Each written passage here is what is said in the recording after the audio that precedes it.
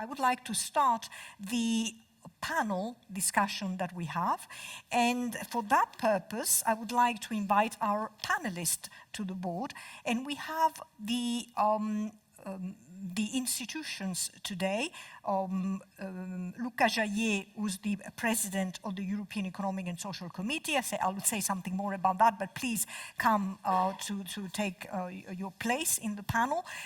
Mr. Karl-Heinz Lambertz, Mr. Lambertz, Monsieur Lambert, si vous voulez bien prendre position, if you would like to come up to the podium and take your place. Monsieur Omarjee, le président de la commission the chair of the Regi committee, that's the regional policy committee in the European Parliament. We also, I hinted at the beginning, and I would like to say it again now, that we have a special guest. I'm very happy to have the Ombudsman with us, Mrs. O'Reilly.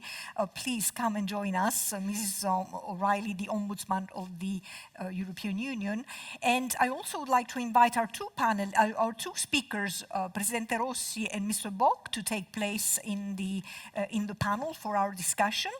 And before we start the discussion, I would like also to welcome very, very, very warmly our Commissioner for Regional Policy, Mrs. Elisa Ferreira, who's here with us today. Thank you very much for being here, not just to deliver the speech at the end, but also to listen to what our members have to say today, so that, you know, I think it is a very important attitude that to the Commissioner, again, to listen first and then to deliver the speech and to try to draw conclusions about what we've heard today. So thank you very much for being here with us. So for the panelists today, you know what we expect. And again, you can speak in French, in English, or in Italian. I will ask you one question, and you have 2-3 minutes to reply, and then I hope we can have a second round. And the first question that I would like to ask you is, and I will start with you, Mr. Jahier, is to identify, if you can identify for us, the main barriers or the biggest challenge that you find, that you recognize in improving citizen engagement, and what your institution has done or is doing to improve that. I should say, before I give you the floor, I should say a few more words for the panel here, for the assembly rather here, about the institutions that are here today with us today. So Luca Jahier, as I said, is the president of the European Economic and Social Committee. The European Economic and Social Committee has a very important role because it assists the European Parliament, the Council, and the Commission. It acts in an advisory capacity, and it assists these institutions to in their role as co-legislators. And it has many members, 326 if I'm not wrong, and they are divided mainly in 3 groups: the employers, the workers, and a group that is called Diversity Europe, that's where there are farmers, the professions, and consumers. So you have a very important role, and you have played this role very efficiently, very effectively, and that's why we would like you to give us your insight into this question about what are the barriers to improving citizen engagement, and what can you do as an institution to engage citizens better. So, thank you. I need the mic. You need that, yeah. Thank you so much for your question. Thank you so much to the Commissioner Ferreira and to you all for this invitation, also for the high level of this panel. I want to say that you rightly say we are today 326 because we lost the UK members just 1 week ago, and so we were 350, and that's also a loss of participation, if I can say very clearly. I think that first and foremost, you ask about the main barrier to increase, to improve, to realize the citizen participation. The first and foremost, I think that we are still very far for stabilizing the best practice that we already realized in many parts of Europe in involving in a structured way civil society organization and even random citizens.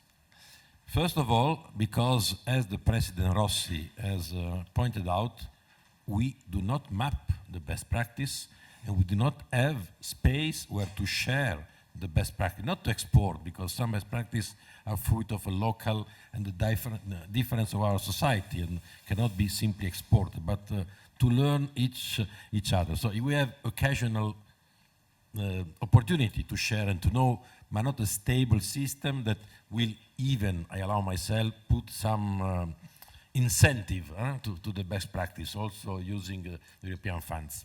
I will want to remember that the last 7-year MFF as a sort of principle of priority, 30% of the structural funds should have gone to all the projects that were pricing social innovation, not only in social policy, but generally speaking. So we have to map the best practice and perhaps also create mechanisms that will create a sort of competition to export, to exchange, and to raise best practice. The second one is exactly what I was saying. We need to structure, because for what I know, in every part of Europe, with all the difference and with all the level, also small city, big city, where the EU funds have supported clear and long-term strategy of structural change of our territory, we look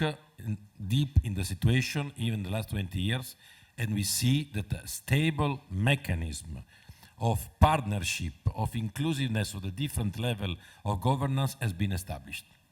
And that's, from my point of view, the main reason of what the mayor of Cluj-Napoca has called a participatory democracy and a sort of open mechanism of innovation. I want to quote two examples, very far, very different. One is my hometown, that is Torino.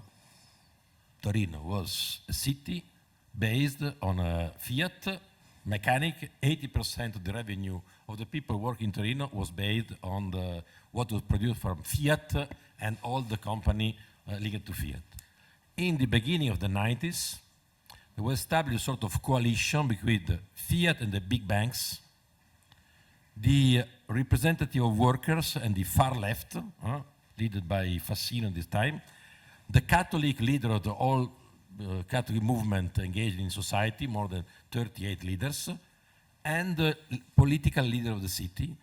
It was called this sort of place Torino Internazionale, Turin International, and that established the map that has led the transformation of the city, putting together stakeholders that has never cooperated in such a manner. And this has led to Torino with the Olympic game in 2006. And I remember the year before the Olympic game in Torino, there were 350 different chapters opened for works. Never seen such a volume of transformative the city. Today, Torino based its revenue 80% on culture, tourism, services, Congress. That has been the transformation. Another place, totally different, Castello de Vide. Someone of you know, was it Castello de Vide? Small, you know, of course. I had the opportunity to visit Castello de Vide, to be there. A small city in a small lost region in the mountain of Portugal. On the border between Portugal and Spain was the road of the forced immigration of Jewish that were escaping the massacre in Spain. Less than 4,000 inhabitants, placed in a region that is depopulating, is the only village that is not depopulating but repopulating. Thanks to a fantastic mayor and to a large participatory process, they reinvented Castello de Vide. Its history now is visited from researchers from Jewish coming from all around the world. So tourism, research for roots, investment has transformed this village that was lost. And again, all the cases that I quoted, many others could have been quoted, of course, have seen a crucial role of the EU funds, but in a participatory, structured process. So we need to stabilize this process. And third one, I appreciate also in what I heard from the two interventions before, that in many cases, this process, also open to ordinary citizens, has been established to as a process that has produced new innovative ideas. We transform, instead to have only the usual assembly we'll discuss about make other ideological discussion, we use to produce idea, produce proposal, produce innovation, experiment, test, try new alliance between new partners. And this what is working and producing a positive energy behind it. So I would say that this should be the three main drivers, without mentioning communication, has already been told. I listened to the report, and communication, of course, is also a key problem. Thank you. Thank you very much. One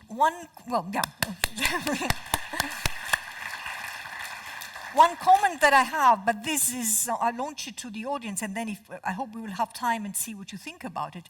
It seems to me from your testimony that the method of participation that we've known in the 90s, and now I don't know when the second experience in Portugal happened, but it seems to me that even with the existing tool, when you have good institutions and well, in this case you mentioned mayors that know how to mobilize a partnership, so the existing tools are good. They are there, and they have been able to promote the transformation of these two cities, a large city in Italy, Torino, and a smaller city in Portugal. So do we really need to change something? This is the question that I would have for you.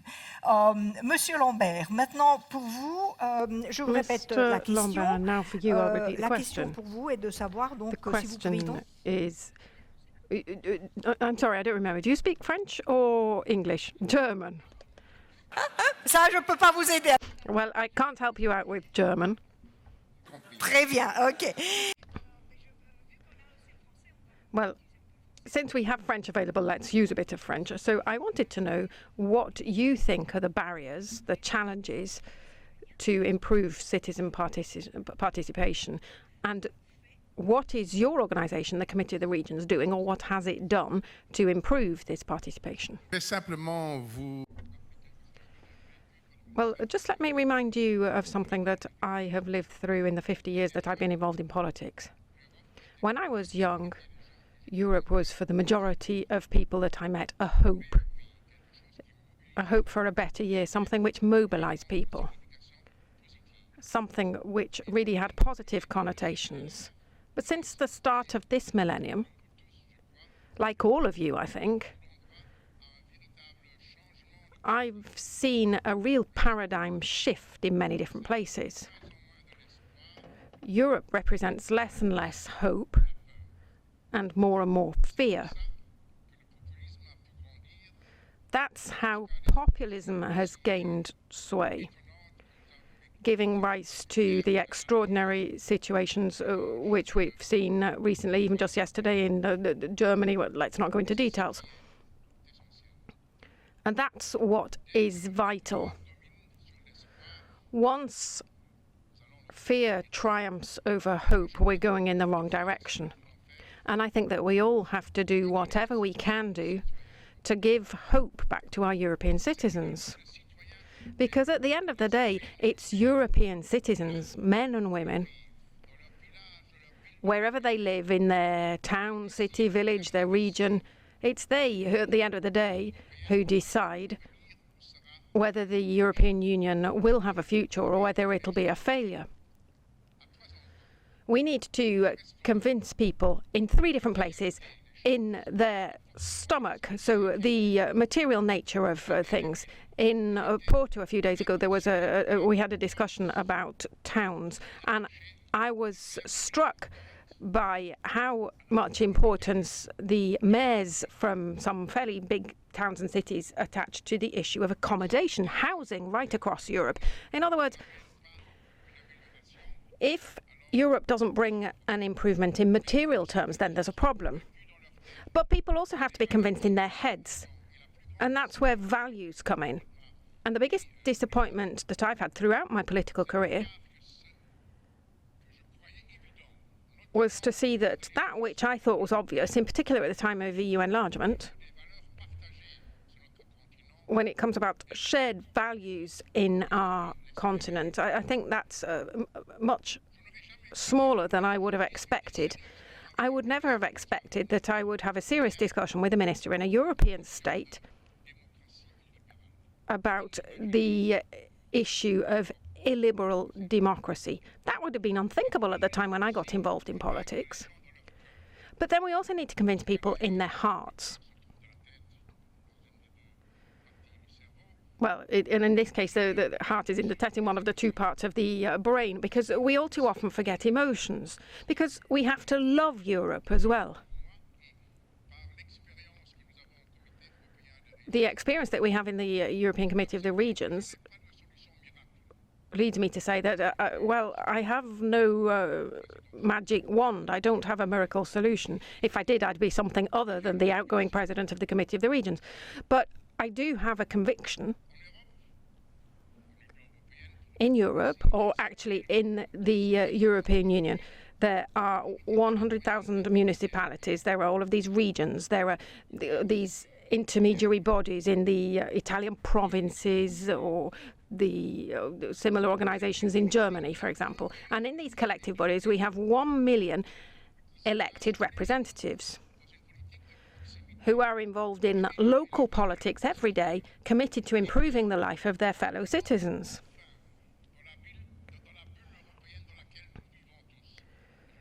And then there's the European bubble that we live in. Well, I have to say that actually we live in various different bubbles, because what I've learned during my term of office is that the world of the Parliament, the world of the Commission, the world of the Council are three worlds which are sometimes very distant from each other.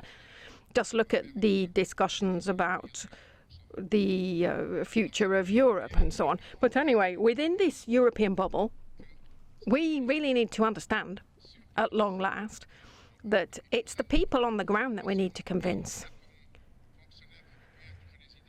So that's why we shouldn't just think that just because you're a European official, you're going to have brilliant ideas. I mean, we need to think, each time that we think of something, we need to think about actually how it will be translated into practical terms in this enormous diversity which we have across Europe with all of our towns, regions and states. That's essential. But we also have to understand that what people are worried about on the ground, even if sometimes we think that it's not that important, well, whatever it is that they're worried about, that's what has to become a European priority. And that's the challenge that we're facing. We'll have opportunities to show that we're taking that seriously right away. In a few days, weeks, months' time, or maybe even in a year's time, we're going to be deciding on the new European budget. And it really is such a shame to see these fights between states for the sake of a couple of percentage points after the decimal point, for less or more for Europe. But we need to have the courage to understand that in Europe there are no net contributors and net beneficiaries. There are only people who benefit from Europe, and we need to have the courage to put in the resources that we need to have good policies. And then with the priorities of the Commission, we need to be able to do the necessary to convince citizens in their stomachs, in their heads and in their hearts. We need to convince them that there is added value to what we do. The Commission's priorities are good, but now they need to be put into practice. We shouldn't fall on our face with this or end up with non-decisions because, yet again, we've not been able to reach unanimity. Thank you very much. I know that you want to say something. Merci beaucoup. Thank you very much. Well, I see that people are already wanting to react to Mr. Lambert's words, but do you mind if I just carry on with the other speakers and then we'll come back to you? It's a word about him. Okay. Yes, just very briefly. President Lambertz is the outgoing president of the Committee of the Regions. Now, he won't say this, but 50 years of career. He is the person behind the identity of the German-speaking community in Belgium. he is an extraordinary example of how to build a community with citizen partisanship, with this citizens' assembly which flanks the parliament. It's an excellent example. He won't tell you, so let me tell you, it is a good example. Thank you. Mais si lui ne l'a pas dit, quelqu'un nous... But he didn't say it, but then somebody has described what you've set up in the German-speaking region of Belgium. So this morning we did actually hear about that. So I wanted to ask the same question now to the chair of the Regi committee from the European Parliament, Mr. Omarjee. I wanted to ask what the barriers are in Europe, your opinion. What's standing in the way of a greater citizen partisanship in cohesion policy? What can you do to improve that? Bonjour tout le monde. Good afternoon, everyone. It's quite a broad question, and the fact that we're spending so much time on it shows just how hard it is in reality to come up with a specific answer to that question. But perhaps I can give you one example. Yesterday afternoon, I was working on the organisation of workshops that we are organisers in the Regi committee for the 19th of February on the Just Transition Fund. And I had a number of dialogue partners in the room, and they were proposing, as participants for the workshop, just experts. Now, I'm sure they certainly would have very interesting things to tell us, very interesting data that we need to carry out our legislative work, but I was a little bit surprised that nobody was coming up with the idea of suggesting social partners, representatives participating in the workshop. And the social partners, of course, are part and parcel of governance in the regulation that we inherited from the Commission. And I would just like to say hello to Commissioner Ferreira in passing there. It's not very easy necessarily to move out of your habits and customs, but we have to do that. We have a tradition of working with experts, and because of that, quite often we believe that decisions should be taken in a top-down way, taken at the top, implemented at the bottom. And we've kind of lost this other good habit of including the citizens. And that's what we have to do now, is revert back to that. And I also have noted that on the European Commission side, they've also fallen into this bad habit of bringing in more and more experts without sometimes involving members of the European Parliament or other local elected representatives. I remember the work on simplification. Lambertz, I'm sure, will remember that quite well. The role of the Regi committee and the European Parliament in this very big project of simplification was sidelined. Now, thirdly, we are members of the European Parliament, so we represent the people. And when we are trying to find solutions to improve participatory democracy, what we shouldn't do is give the impression that we are bad representatives of the people. That's not true. We do represent the people. We represent our citizens. And as President Rossi said, we have to continue to bear that responsibility and that burden and continue doing our work. Now, the question of participatory democracy is something which dates back a long, long time, as old as democracy itself, in fact. Aristotle himself, but also Montesquieu, talked about the risk of reneging on this promise of equality and the difficulty of this people's government, government by the people. So many people have spoken about the problems of participatory democracy. They are extremely complicated topics, and it's not easy, in actual fact, within governance to find one solution to all of the questions that have been thrown up.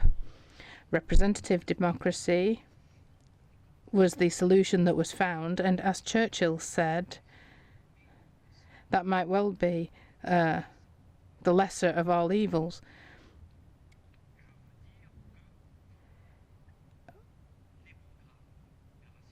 The operational programs that we have are drafted in the local territories by the regional authorities and by the managing authorities.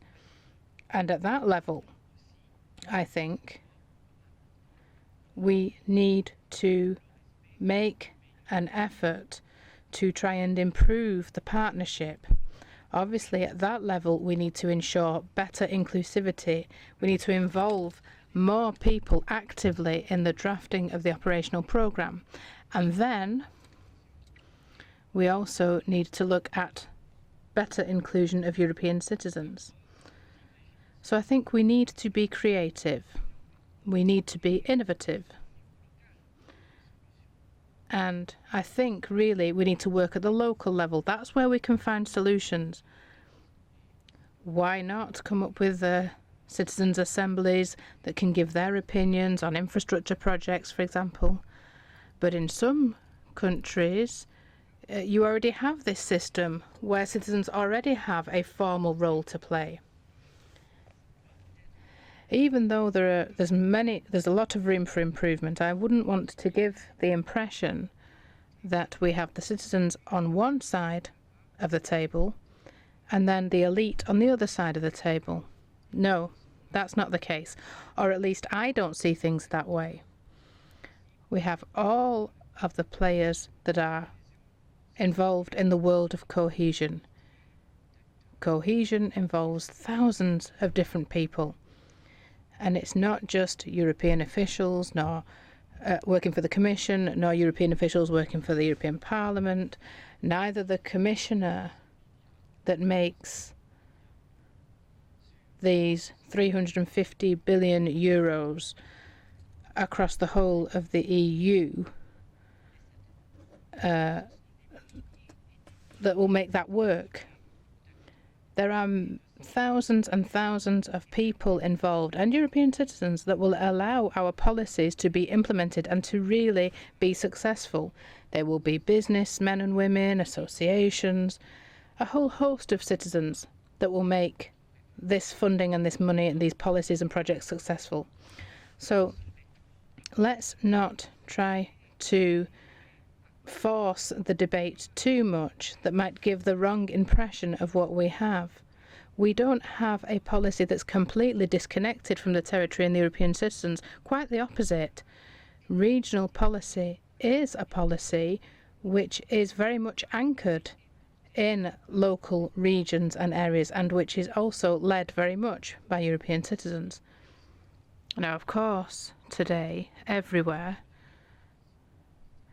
above and beyond cohesion policy, we are hearing citizens wishing to take back control to a certain extent, because there is a crisis of democracy, and particularly a crisis when it comes to representative democracy. But I think that's an opportunity for us in politics now, and it's an opportunity for cohesion policy as well. We're at a turning point in history, really, and I don't think citizens have ever been at such a high level in terms of education before. The people who used to take decisions felt legitimate in doing so because they had the necessary education, qualifications to do that, to hold that power. Today, things are different. Today, it's very shared. When I talk to people, we have lots of people who are qualified and educated, but they haven't necessarily been elected, and I have. So what we have to do, I think, now is to bear in mind the fact that knowledge, education, qualification is now much more widespread, and therefore we can use our citizens today that have experience, understanding, better understanding of the challenges, and use them as a crux to help us. They certainly now better understand the European institutions as well. And because of that, they can be critical. And they also question our decisions much more. But that's their right, and that can also be very beneficial. So people now understand things much more and much better. We've also seen technology, the social networks, the digital revolution. All of those things can help us. They are helping the citizens as well already to react more directly to us. So perhaps now I can come back to the question that you asked me. What can we do in this regard? Well, quite simply, we will try to take responsibility as elected representatives as much as possible. And we will ensure that these active principles of partnership be fully respected and implemented. The European Parliament is particularly attached to this, and I don't want to go into too much technical detail, but we are currently in trilogue talks with the Council of the European Union and with the European Commission, and one of the red lines for the European Parliament is precisely on this partnership. So we are very attached to that principle. And then just the final thing that I would like to say is that this need for participation today, this need for co-construction when it comes to cohesion policy, the role of regional executive powers in all of that is extremely important.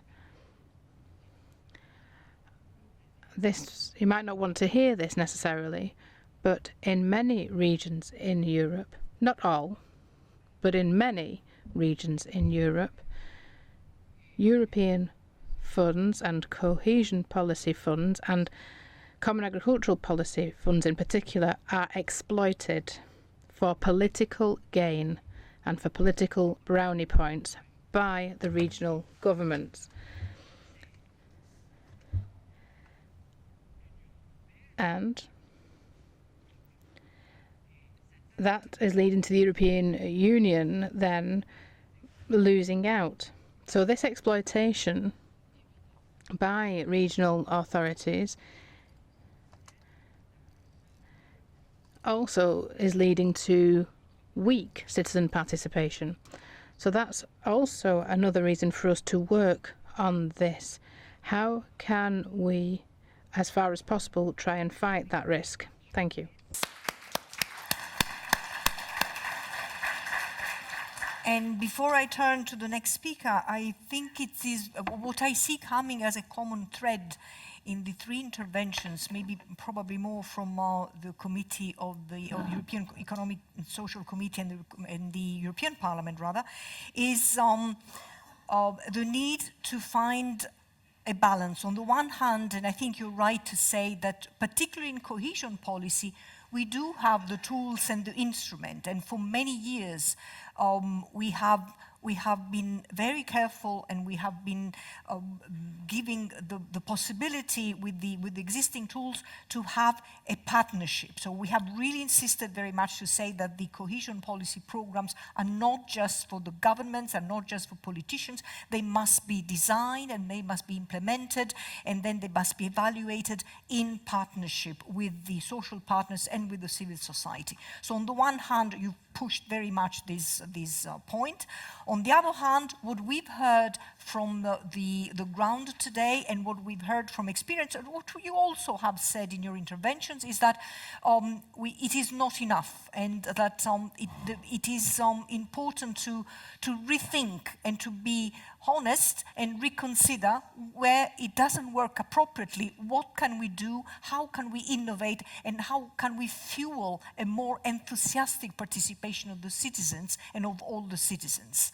But it would be interesting to hear from this audience that was so vocal in the morning how they react to this. But before we do that, I would like to give the floor to the European Ombudsman, Mrs. O'Reilly. She was just re-elected Ombudsman in 2019. And the European Ombudsman investigates maladministration in the institutions and bodies of the European Union. And Mrs. O'Reilly in particular, she's fulfilled this role in a very good way, and she was awarded the Schwarzkopf Europe Award in 2017 in recognition of her work. And I would like to say that not only she's received awards, but she also sometimes awards also institutions or projects in the institutions, and I'm very proud to say that in 2019 she has awarded DG REGIO an award for excellence in open administration, in particular for the Integrity Pact reducing corruption in public administration. We were very proud to have received this award and very thankful to you to have recognized that this project of Integrity Pacts contributes very much to good administration. You have the floor for your reply to the question about what are the barriers to citizens' engagement in cohesion policy and what can we do more. Thank you very much, and it's wonderful to be here, and I particularly enjoyed listening to the Mayor and the President talking about actual real-life examples of what happens when you ask people what they actually want. And I was particularly taken by that beautiful image of the school and the artwork, and I thought it's only if you're living there, it's only if you're arriving every day to a grey building that you can reflect back the idea that it would be nice to have beautiful, colourful murals on this wall, and that will improve the way that we can enjoy our place. I think the biggest barrier really is that we have to get rid of the mindset which is sometimes visible in the European administration that people, citizens, get in the way of good policy making. And I think once we get rid of that mindset, then the problem will be solved. Because then, once that is intuitive, once that is embedded in the way that we do our work, then I don't think it's rocket science to find ways in which to connect with citizens and ask them about their lives and how they feel they could be improved and how they can connect with the institutions to let them know how improvements could be made. I mean, I think you've had people from the Open Government Partnership speaking, and yesterday I was speaking with Sanjay and Paul from the OGP, and they were making the point that from their global experience of the last number of years, they've had, that they're now experts in relation to how to connect and how to connect in a way that makes very tangible differences to people's lives. So I think we all have to get out. I know it's a cliche, but we do have to get out of our bubble and to reach out and to see what solutions are out there.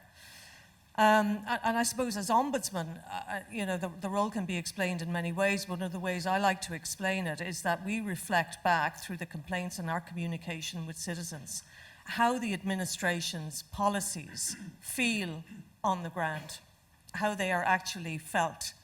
There's the theory, there's the practice, and that's how people feel them on the ground. And so in terms of the communication between the administration and the people, there are lots of mechanisms that are already there. We have the European Citizens Initiative, for example, for the last few years. We have public consultations, we have websites, and so on. But we very often get complaints about those because, and I suppose what characterizes the nature of those complaints is that people sometimes feel that they are more cosmetic than real, that they've been put on as a decoration onto the EU, but people don't really want them to work. And there's a lot of work has been done in improving the European Citizens Initiative, making it more user-friendly, making it, real, I suppose. But we also get complaints, for example, about public consultations, which are meant to be open and accessible, and yet they're not always available in all 24 European languages. So, I mean, that's the very basis of communication, that you're communicating in a language that people can understand. Equally, websites, sometimes they're accessible in all the language, very often they're not. So very simple things like that before we even drill down to the issues that you've been talking about here.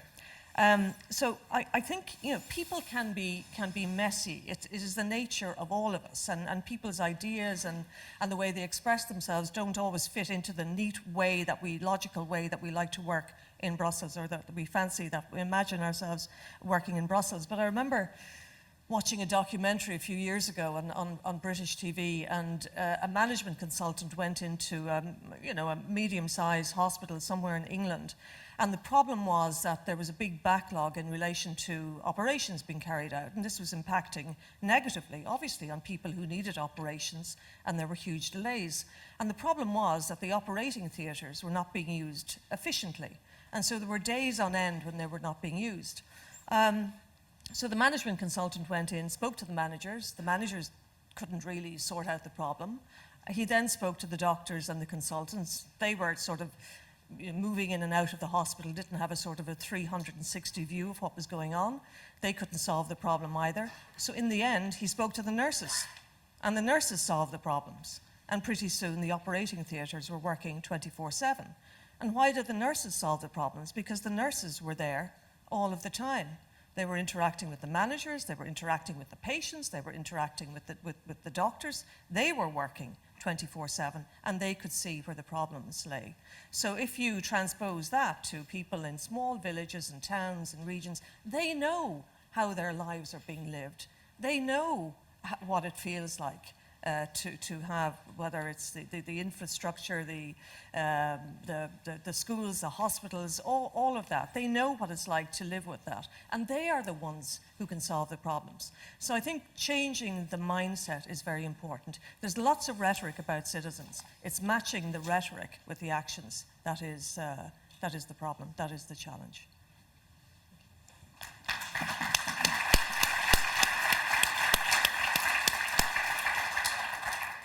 Thank you very much. Before we move on, I would like to see at this point if there are questions from the audience that you would like to ask either to the President Rossi or Mayor Bock, or to the panelists about what you've heard today, or comments that you would like them to listen to about some of the points that were made earlier on in the morning. So I see one request for intervention here.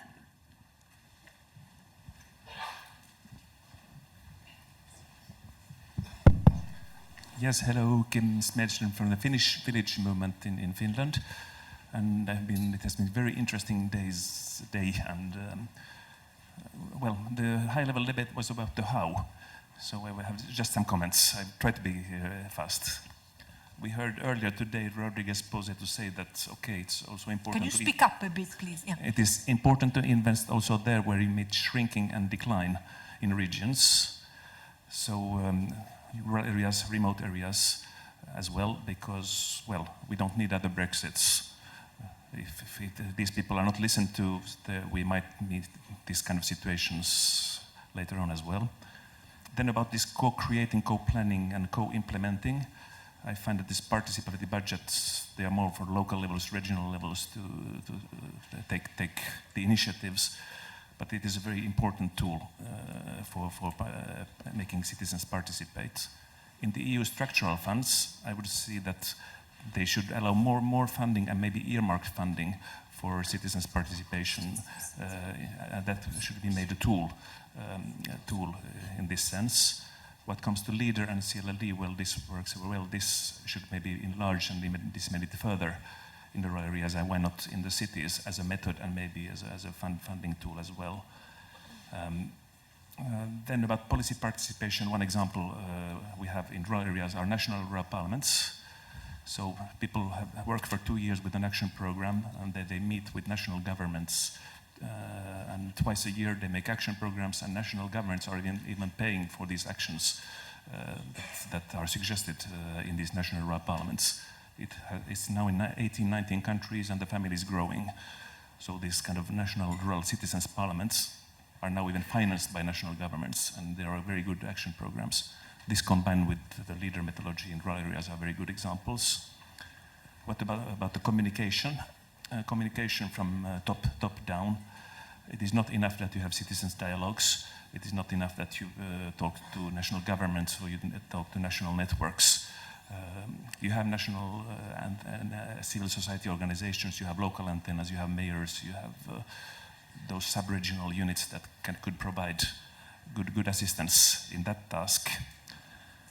And finally, and the last one, sorry, Younous, Omarjee told about, well, regions has a very important role here. Yes, they are, but in some countries, it's the municipalities or sub-regional level which is the most important when connecting to citizens. Thank you.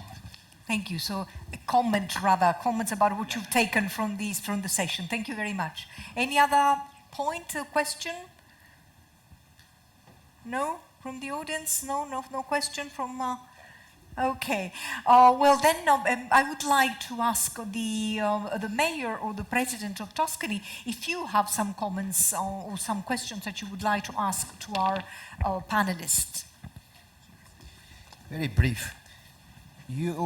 I heard all day long two words today: citizens and cohesion. And congratulations for bringing these two words together in this high-level debate. Because from my perception, we are talking about the future of European Union because we are talking about citizens and cohesion policy, and they are related together. First of all, if I'm talking about barriers, so what can we change? First, let's tell the truth and let's be honest. And I'm talking about the political level now. There was a custom, and is still a custom in the European Union for the political leaders' point of view, to blame everything which is wrong in his own country, the Brussels. Brussels' fault for everything which is not working in my country. Everything which is good is due to our leadership, local, national level. So let's have the same language in Brussels and the same language home, because that was damaging a lot the European project, having a double language, talking just everything is bad in Brussels and everything which might be good is due to our contribution. So that's important, because I remember when Commissioner Crețu, former Commissioner for Regional Development, she mentioned that in the Brexit issue, there was a region in Great Britain, if I remember, was Wales, where was the largest amount of European money invested and was the largest amount of votes for Brexit. I was not, how is that possible? So lack of communication, politicians telling everything is bad due to Brussels, everything is good is just due to the local governments or national governments. So first, I think we should emphasize this component. And cohesion, as many said, is the glue which is keeping the Europe together. And I think you have to be careful. This is not a technical objective. It's a political priority. If we want to avoid any other Brexits, we have to keep at least the same budget. And here it's a political debate in the European Parliament. At least the same budget, not to diminish to 10% or 15%, that is in the present context, because it's the glue, as I said, to keep the Europe together. And of course, on the bottom level is the bottom subject, which is the citizens. So bottom-up project of European Union should be consolidated, taking care about the citizen from the local level, because Europe is top level and bottom-up project. Now it's time to work as much as it possible through cohesion policy, emphasizing the bottom-up level, emphasizing this communication with citizens. Thank you very much. President Rossi, would you like to make a final question or comment to the... Sì, una domanda ad uno dei relatori, insomma. Yes, a question. Io credo che... I think that the regions and certainly the cities should be involved. But then there should be some kind of checks on them. For example, if there are conditions for us, if the Italian state doesn't respect the Stability Pact, we run the risk of losing resources if we don't submit our accounts by the appropriate deadline. So there are all of these checks which are carried out by Europe. But alongside that, wouldn't it be a good idea to add a check on the capacity to set up participation processes and communication, which isn't the same thing, and involvement? And then really listening to the beneficiaries as well. Setting up a kind of model which would provide inspiration at European level. I think that the crisis of democracy is really something which is linked to a crisis linked to the incapacity to renew the democratic model. That's the question that I have for others. Well, for you, really, I think. Thank you. Mi sembra, it seems to me, thank you very much for this question, a question that can lead us very nicely to the conclusion, to the speech that Madam Ferreira will give us on what conclusions we can draw from this day.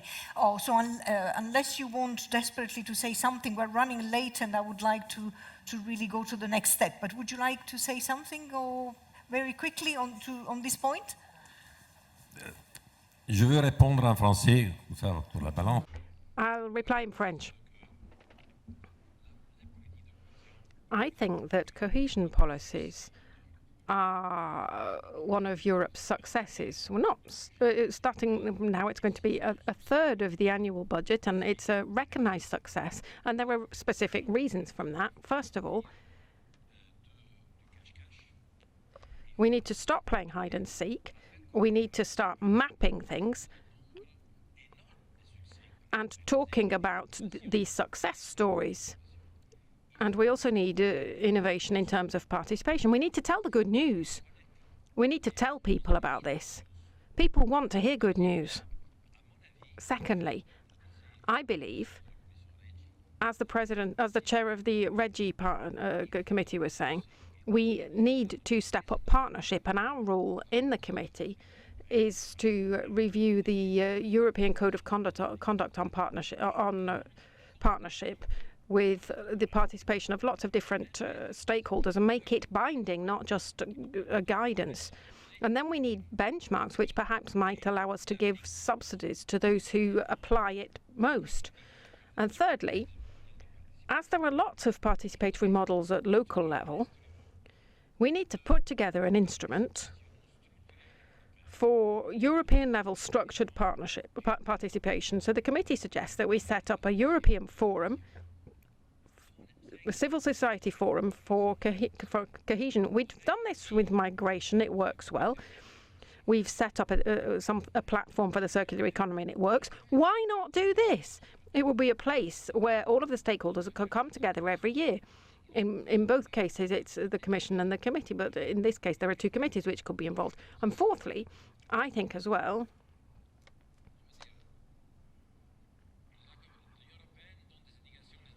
the European Union gives indications and then the member states decide with the regions.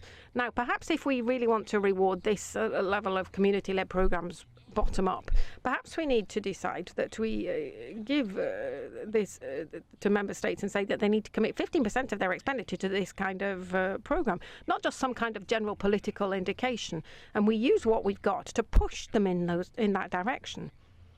I think it's this kind of specific case which responds to that question from the president of the Tuscan region. Thank you.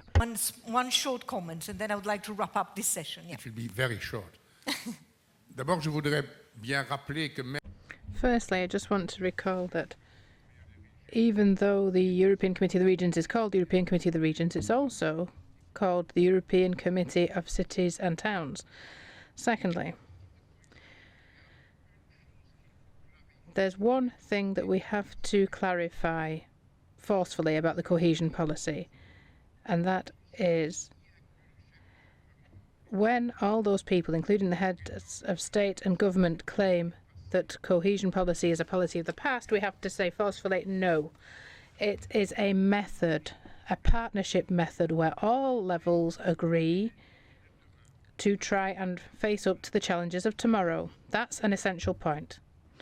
And finally, there'll be no financial miracle, but we have to be serious and we have to be pragmatic. We have to accept a number of synergies, but the main synergy to find, aside from a synergy amongst the different financial instruments, that's to say loans, not subsidies, but the main synergy that we need to strike up is synergy with the Stability Pact.